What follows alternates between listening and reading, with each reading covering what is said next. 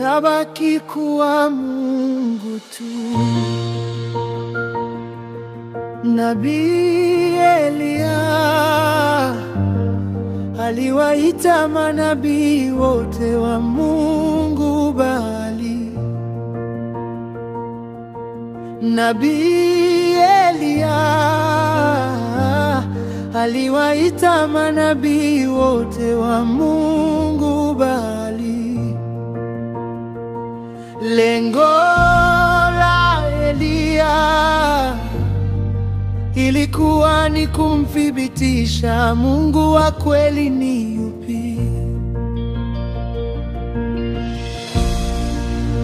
Mungu wa kweli ni yupi?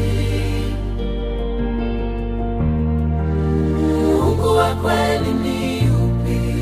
Akawaambia watu, nikaribieni mimi. Akachukua mawe 12, akaanza kujenga madhabahu, akaweka kuni juu yake, akaweka sadaka juu yake, akachimba mfereji, akasema vageni maji mapipa 4. Eliya akaanza kumuita Mungu, Mungu wa mbinguni, wewe Mungu, wewe Mungu.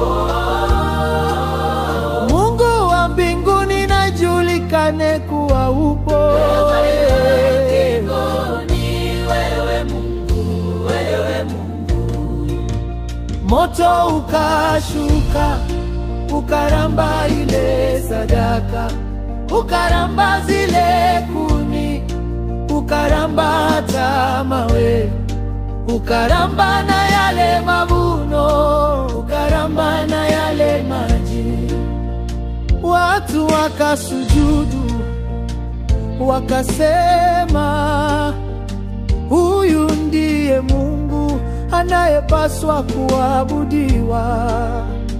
Ndiye Mungu ninayemwimbia, Mungu wa Eliya.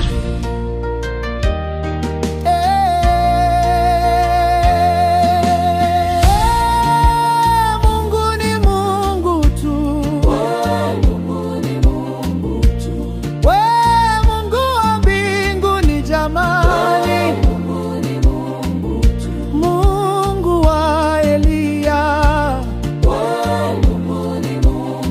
atabaki kuwa Mungu tu. Maishani mwako mama yangu, mahali pote unapotembea, wakisema vibaya, wakikukata mbele ya watu,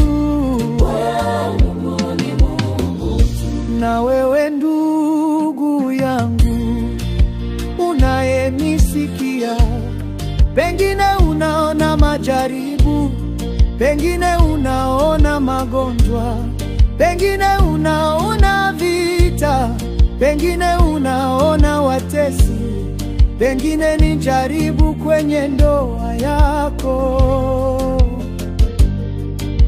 Hakuna linaloshindikana kwake Mungu, hakuna linaloshindikana kwake.